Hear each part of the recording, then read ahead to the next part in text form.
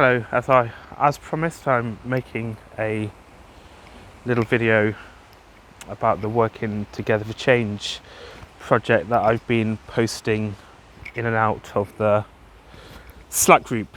So, Working Together for Change is a project that was developed by Helen Sanderson, Simon Stockton, and a guy called Sam Bennett.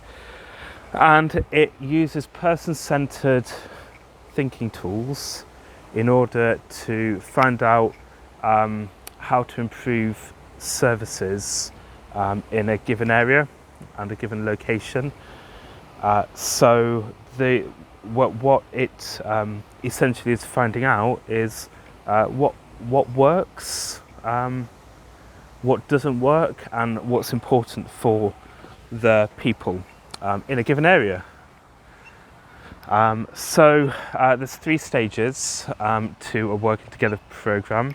There's a planning stage, and I've been planning this with Anne Corbett in Tower Hamlets. She's head of children's services, children's therapies, based at Mile End Hospital. We did have an initial meeting where Inga, Ali and Rissa attended at the Royal Free Hospital in Whitechapel. We've continued talking after that, me and Anne and a guy called Simon Stockton from NHS England, and we've arrived at probably the safest and strongest thing to do the initial Working Together for Change project on in Tower Hamlets is on challenging behaviour. So we'll be looking at what's working and what's not working and what's important for families around the topic of challenging behaviour and the services that support families who have loved ones that have behaviours that challenge. In Newham, we've also been having these early meetings, stage 1, with a commissioner called Julie Meller. She is really interested in this, and that's going to be on short breaks. So we'll be looking at what's working, what's not working, and what's important to people in short breaks. So that's the first stage, and we're almost past the first stage in Tower Hamlets, and we're just kind of in the middle of the first stage in Newham.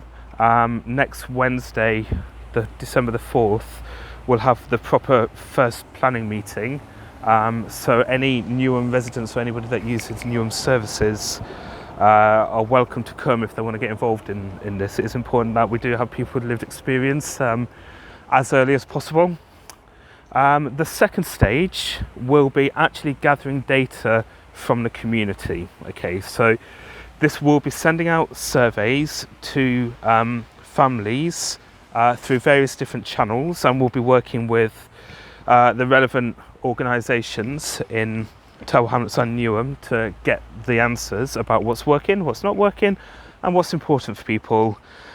And once we've got that data, the third step is to run a 2-day workshop where we get members of the community, people with lived experience, in our case family caregivers of children who may receive short breaks or who may not for whatever reason.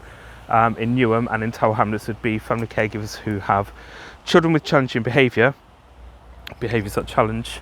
And that 2-day workshop will be, so it will have family caregivers, it'll have healthcare practitioners, and it'll have senior decision makers. So it has all 3 people in a Working Together for Change workshop, and we look at the data, and then there's certain techniques and methods that Simon Stockton, the guy from NHS England who we're working with on this, will take us through. It's a lot of person-centered stuff basically that I don't know too much about right now, at least. And one of the things about the Working Together for Change programme is that the 2-day workshop is co-facilitated, and one of the things about the East London CENDNet is that we seem to be becoming increasingly a network of lived experience facilitators. We've got a lot of different things going on like that, and so what we're looking for is parent carers in Tower Hamlets that would want to train to co-facilitate with Simon for the work around challenging behaviour. You don't have to have a child who has challenging behaviour to be a facilitator. One just simply needs to have lived experience. And in Newham, once again, we are looking for family caregivers. And what I'm doing essentially is saving 1 day a week of my week where I'm not getting paid, because money's not everything. And if you can afford to have that attitude, which I've increasingly not been able to have that attitude, but you know, we have to think about the long term here, and what the experience and kudos and reputation enhancing factors doing these things and not actually being paid brings with it. That's why I'm doing it at the end of the day. So I'll be coordinating this project in Tower Hamlets for sure, and I'm trying to get agreement for me to be coordinating in Newham as well. When I do that, there'll be certain things that I won't have to replicate and certain things that I will, so we'll be able to streamline it. And one of the things is that all co-facilitators would be network members of the East London CenterNet, and we'd train both Tower Hamlets and Newham facilitators in the same room at the same time, so it would essentially be halving the cost of resources, etc, etc, and really moving the concept of peer support to a borough-to-borough support. And that was always one of my aspirations after the face-to-face befriending service finished, that actually Tower Hamlets would be able to support Newham and Newham would be able to support Tower Hamlets. So it feels like we're moving a little bit closer to that with this. And I won't go into too much detail about it, but it would be really nice if we could actually get Hackney and Waltham Forest in on the act as well. So we've got this inner North East London peers, borough to borough peer support concept going on, which I've talked to Simon from NHS England about, and he seems he thinks that's quite a good idea. It feels that could work, and that's really how we're going to grow and consolidate the work that we're doing. The facilitating role, the co-facilitating role, I don't want anybody to think that you're going to be stood at the front of a room with 50 to 60 people looking at you and you've got all of this responsibility on your own shoulders. It's not going to work like that. It's far more distributed, and it would be working as a team with Simon leading on it. If you do enjoy public speaking and you do want to get up in front of people, then there would be an opportunity to do that. But once again, it's person-centered, so you kind of do what you want to do. Nobody's going to be forcing you to do anything. Okay, I'm trying to think if I've explained everything there.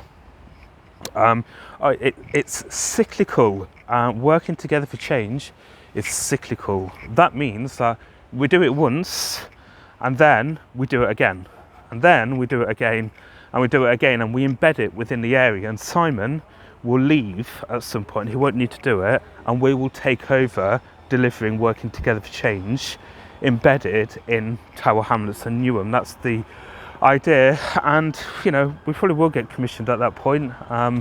So you know, there would be once again opportunities to get paid. I know it's not all about the money, I keep saying that, although clearly I'm thinking about money constantly these days. But I think sometimes you've got to do stuff for free and then you get paid afterwards, and you end up doing what you want to do when you do that. That's my philosophy. Anyway, please ask questions, and let us get a group meeting together if anybody wants to take part, and I hope people do, because it's a great opportunity. You'll be a trained working together for change facilitator, and that's just pretty cool to have in your CV. So, okay, 10-minute video. There you go. I can't do short videos, it turns out. All the best, and hopefully see you on the 9th of December at Bella Italia, Galleons Reach.